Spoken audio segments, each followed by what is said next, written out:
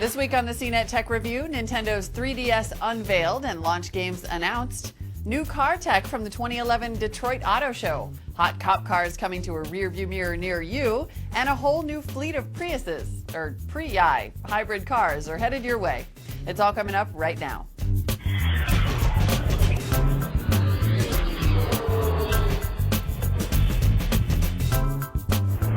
Hi everyone, I'm Molly Wood and welcome to the CNET Tech Review, where we collect our hottest videos of the week and tell you what's good and what's bad in the world of tech, plus offer some unique tech wisdom in the form of the bottom line. Let's get started with the good. In our wrap-up of CES 2011 last week, we showed you Jeff Bakalar's first look at the Nintendo 3DS. Now, there was only one thing wrong with that demo: the screen didn't turn on.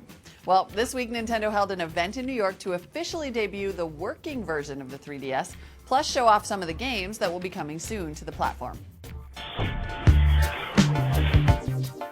Hey everyone, I'm Jeff Bakalar for CNET.com. We've got a first look at the Nintendo 3DS. It's right here.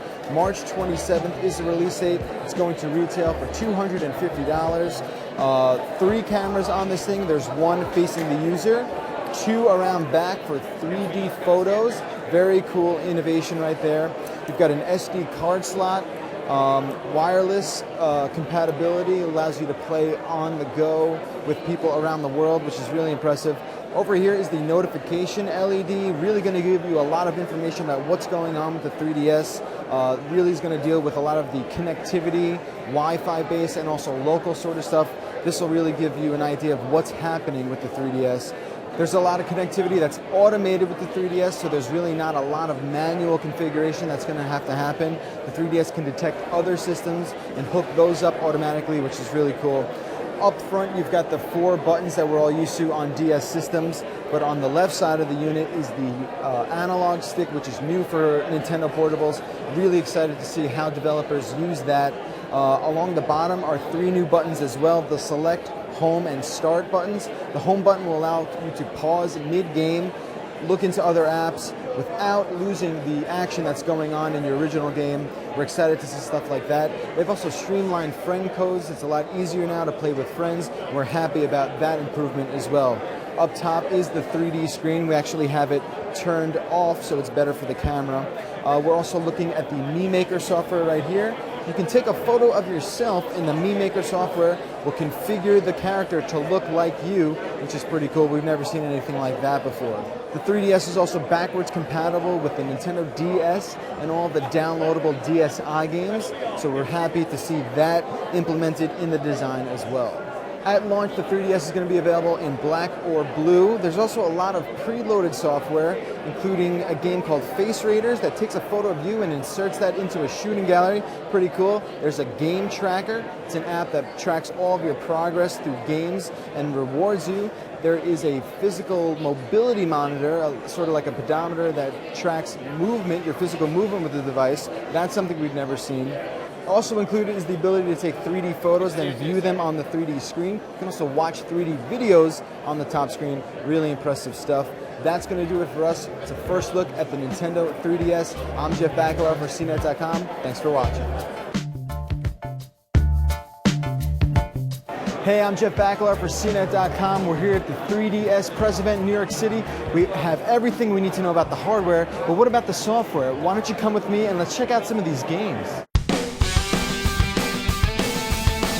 Our first game demo is Steel Diver. You might remember the game as a tech demo, but Nintendo gave it its own game for the 3DS. It's going to be one of the launch games, and basically you're controlling a submarine, the height and acceleration of the vehicle, and you get to shoot missiles. There's also a periscope mode where you actually have to move your entire body to shoot missiles at oncoming ships.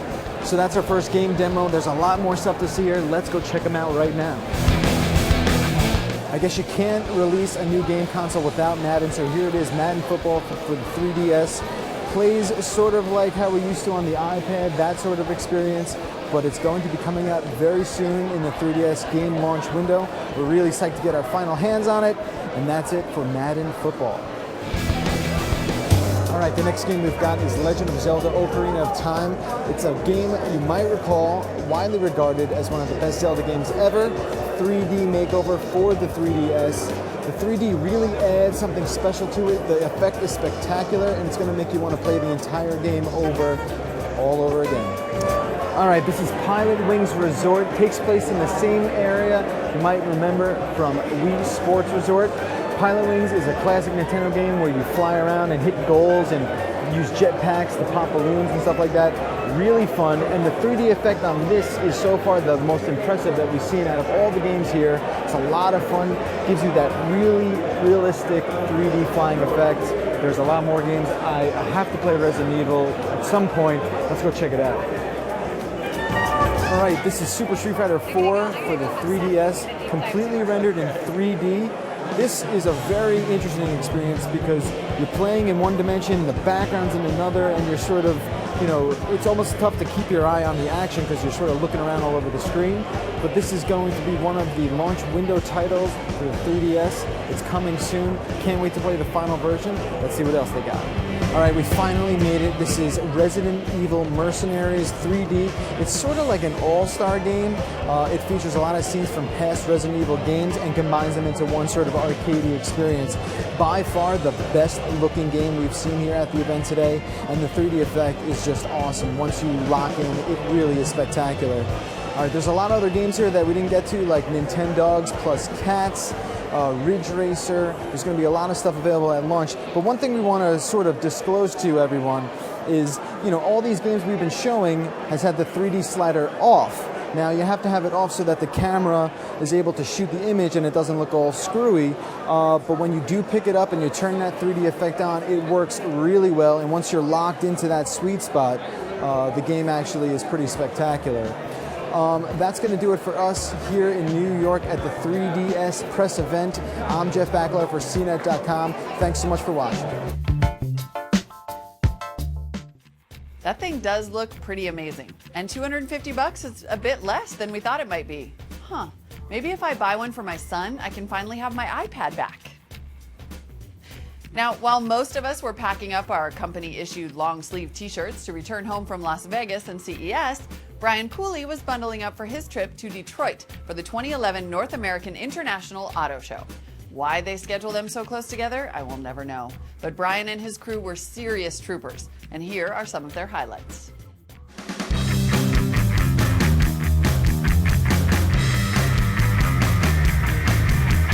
Audi's A6 just got a lot more interesting.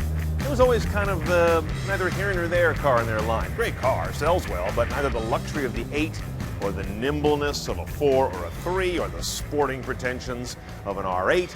It was kind of a, you know, sober Audi. But it's gotten really well equipped now. This is an all-new version, although it doesn't look dramatically different. Notice it's got a shorter rump, a little longer front, so it gives it a more rakish sporting look. Underneath, it's based on the 7, one of the very new Audis that is a really hot-looking car. A little more space and volume all around. We're also seeing 3 familiar engines here, a 3.2 V6, a 4.2 V8, or a 3-liter supercharged V6. Inside, quite a bit of revising of the dash. Notice this kind of horizon band across the top of the instrument panel. We've got a little different sculpting here of this center stuff. Quite a bit of LCD that's been pushed out right up against the speedo and the tack. And of course, we've got a really nice push and swivel screen right here that is controlled by Audi's familiar MMI interface. Notice this, I'm seeing now, borrowed from the A8, you've got the touchpad here, which we've shown you before. That can be used to draw letters on the screen, or in this case, point to radio presets, what have you. Very cool Audi-only stuff. Even bigger news is this, Audi A6 hybrid.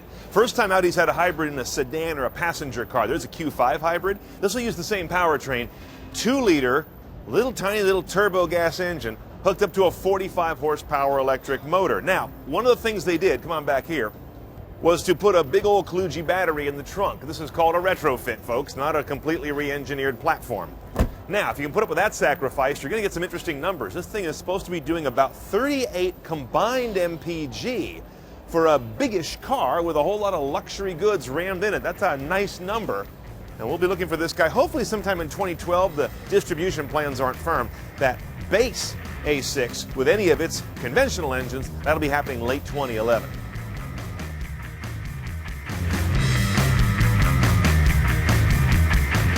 Oh, it's been a long day shopping or covering the Detroit Auto Show. You come back to your Ford C-Max and what do you know? Your hands are full. Damn it. Keys in your pocket. You can put one of these down in the snow or the slush or the mud or the wet, and and you pick it up and it's all soaked, or it's a grocery bag and the bottom rips out. But they've got something here called a hands-free liftgate deal. You take your leg and you wave it underneath the middle of the bumper right about there. And because I have the RF key in my pocket, the vehicle knows that I'm authorized to get in here and lifts the door for me, and off we go. Another interesting thing Ford's showing here at Detroit this year is a way to keep these guys from spending much time at your front door regarding your kid.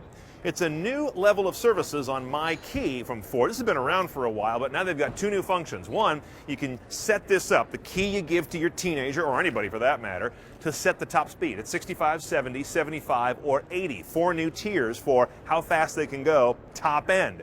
It also can be set to block any of the nasty channels on satellite radio. I'm talking to you, Howard. And previously, it's already had the ability to do things like mute the radio until the seatbelt is clicked, also to maintain radio volume at no more than 44%. You could almost rename it My Surly Teen, but if that's the only way they're going to get the keys, they'll play ball, and they might even smile.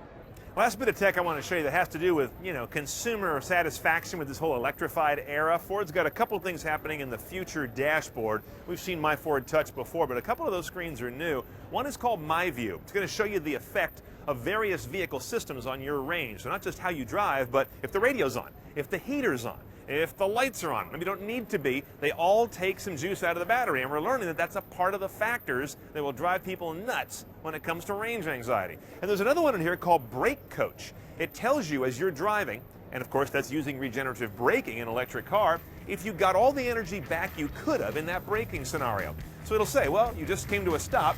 You got about 80% of the juice out of it that you could have. If you brake a little differently, as I'll show you, then I can get 100% of the available energy recaptured to the battery.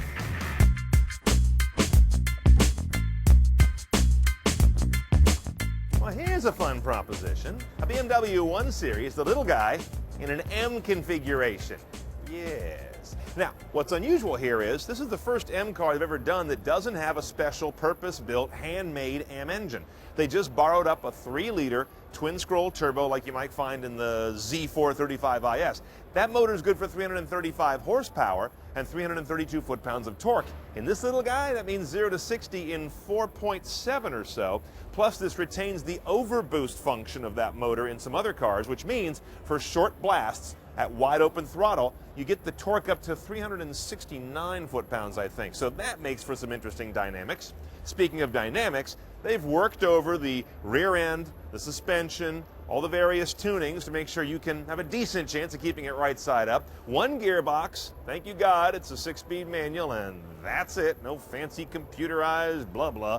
Not in a 1, that doesn't make sense. Lots of work done to the body, and to my eye, that's a good thing. Ones have always looked a little bit pitiful to me, especially this big, saggy, sad sill line down here. I hate that, but now my eye's taken away from that by these good-looking fender bulges front and rear, and some really great-looking, really kind of retro-style BMW BBS-looking wheels. This guy's going to run about $47,000 base. They're only going to make 2,700 of them, so get ready, get in line.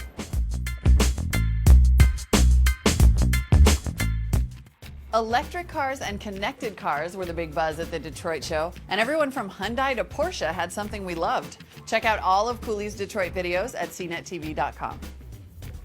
And now let's take a quick break. But never fear, we'll be right back with more tech review right after this.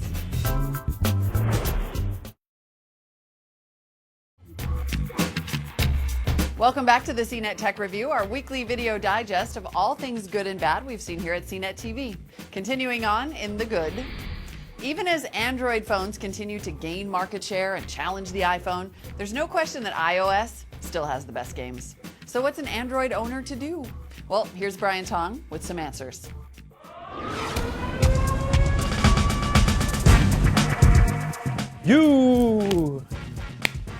Welcome to Tap That App, guys. I'm Brian Tong, and this is the show where we cover the hottest mobile apps in the mobile space.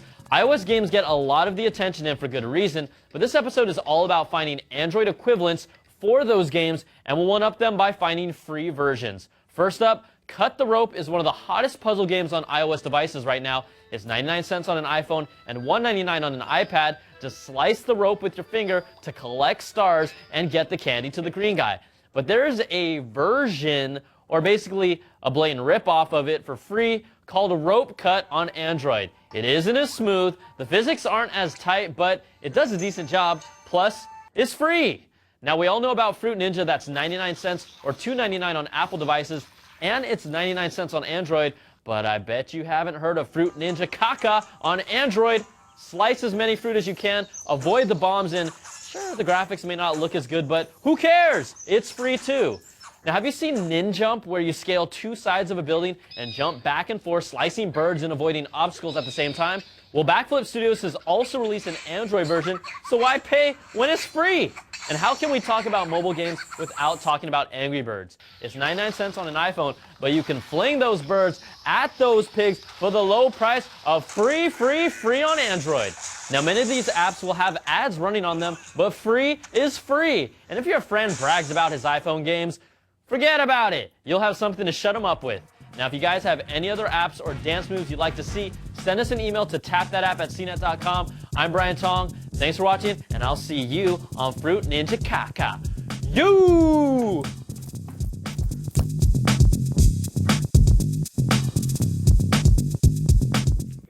Ninja Kaka? Yeah. Maybe my 4-year-old would rather have an Android phone instead of a 3DS. Either way, I get my iPad back. All right, let's see what's happening in the bad. This week, it's bad news for the bad guys as we revisit the Detroit Auto Show, and Brian Cooley shows us the next generation of police cars.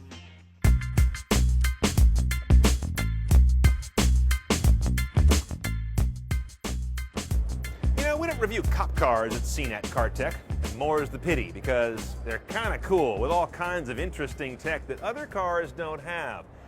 The Crown Vic, the most popular police car, is going out of production. Here's what Ford is proposing that fleets use to replace it. It's a Taurus-based police interceptor. And although if you took off the gear and painted it one color, it might look pretty ordinary, there are a lot of different things going on here. Let me tell you about a few of them. First of all, a car like this is emphasizing durability. Has to idle all damn day long, has to be able to get a 75-mile-per-hour rear-end collision and maintain safety and integrity for the officers. They have a lot of common parts on these, so whether you have this or that utility version over there, just about all the maintenance items are the exact same part, even though they're different cars and actually have somewhat different engines. Oh, and all V6 now. No more police interceptors with V8s, because today's V6 does what yesterday's V8 did and probably quite a bit more. Now, beefier usually means heavier. You don't want that in a car where you're trying to get better fuel efficiency to save government's money, as well as drive this thing on a V6. So hoods are now aluminum. Lots of the pillars are boron steel, a stronger yet lighter steel. A little pricier, but there's a reason for that. Ford even pre-drills this hole because these cars have to deal with very exacting roof crush different types of tests. Ford even drills this hole for the light itself in a perfect precise spot because these vehicles have to handle some very stringent rollover and collision collapse tests. And if they don't get that just right, it'll break and fold away too easily. Let's go inside. Now, the inside of a police interceptor is probably the part you don't want to see in your lifetime, so let me show it for you here on the show floor. First of all, notice the seat bolsters here. They're actually kind of flat because when you got a Sam Brown on and a couple clips and some pepper spray and your weapon, you'd be dragging this thing all day long. Cops hate that, so they've shaved these down, even though you might think it holds them in place less, but you got this grippy kind of utility fabric that will help with that. Up here on the wheel, either on this version or one that has the My Ford Touch controllers on each side, you'll find specialty buttons for things like lights and siren and PA. You wouldn't have that on your Taurus. Oh, here's a great spotter's tip. If you ever want to know if a Taurus or one of those utilities was actually originally built as a police interceptor, here's the dead giveaway. Column shifter. They don't offer column shifters anymore on regular retail cars. That's a police thing only. And they do that because they want to leave this area here clear for a police department installed console full of their gear. Brian Tong, pull over to the side with your hands up and the product in your hair. Well, that's easy. And up here where there's normally, what, a little sunglass binnacle type thing, they've taken that out and put in a flat place to mount things like forward-looking sensors for speed guns. Now, you think a Taurus is a significantly smaller car than a Crown Vic. At least it prints that way. But I got to say, when you pull out the console, you get a lot of space in here. In fact, there's plenty of room back here for the weapon rack. I imagine those are replicas. Now the changes continue in the back seat as well. This door opens like 70-something degrees wider than the standard Taurus, which this car is based on. So when they're ramming your uncle in the back seat here, you won't bonk his head so readily. Also a very simple, very clean one-piece plastic door panel. So when he wants to be generous and share his bodily fluids, we can take care of that later with not too much muss and fuss. Now, sport utility police cars have been fairly rare in the past. Ford's going to start pushing this really hard alongside the sedan as well. And then, of course, you got cars like this, which don't look like police cars until that happens. Yeah, that's how BT and I would roll when we do, you know, CSI CNET. This is a concept of a detective or federal car that I love. Standard motor in the sedan's a 3.5-liter V6. The utility gets a 3.7. It's also available with a 3.5 EcoBoost. That's the twin turbo with 365 horsepower. They reshape all the shift points in the transmission. The suspension's heavy duty, so is the braking, so is the cooling. And by the way, all the new police interceptors, sedan or utility, are all all-wheel drive now. Makes it a lot easier for the police to focus on the perp and not on keeping their car from fishtailing. I think episodes of Cops may look different in the future. Airbags are mounted differently so they don't deploy into mounted gear and cause problems. And ballistic door panels keep the bullets out to some degree. These cars will be coming into police fleets mid to late 2011 because the bids begin right around July. Most governments are on that mid-year start of their fiscal year when they start to go out and buy new cars for their fleets. It's going to take many years for all the Crown Vics to wash out, but in the meantime, you might start wanting to get used to a different profile in your rear view mirror to watch out for.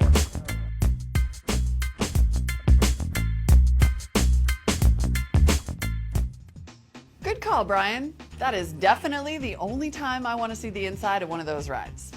All right, let's wrap up our auto show coverage as we move along to the bottom line. When it comes to hybrid cars, everybody's trying to get in the game, but there's really only the one you think of. Well, soon there could be 3 of that one.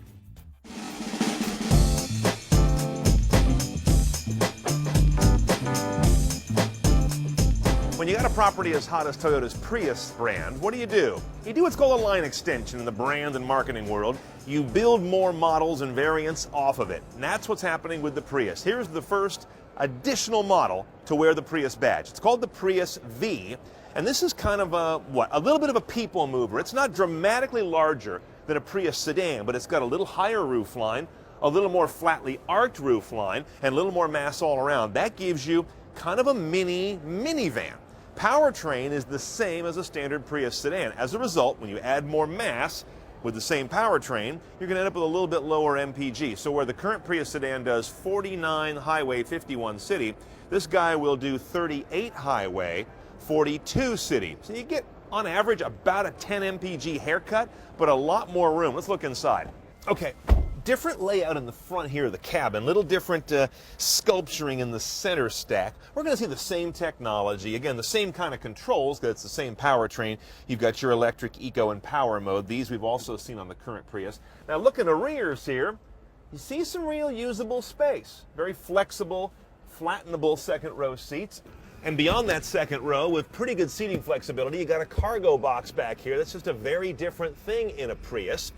And you know, overall, from the outside, I think the way this works out in here makes for better lines out there. This is just simply a handsomer car than a Prius sedan, don't you think?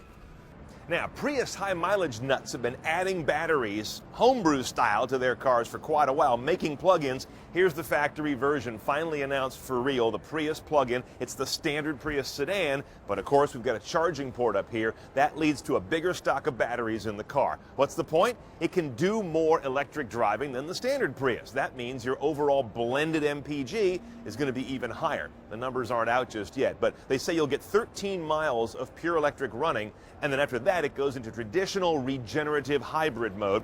When you do plug it in, if it's dead empty, you're going to only take about 3 hours to get a full charge on that battery. Now again, it's not a battery electric car that runs all of its range on electric power. That's why the charge is relatively quick. 3 hours on a 110, hour and a half on a level 2 or a 240 volt charger. This guy's going to be creeping out sometime in the early time frame of 2012.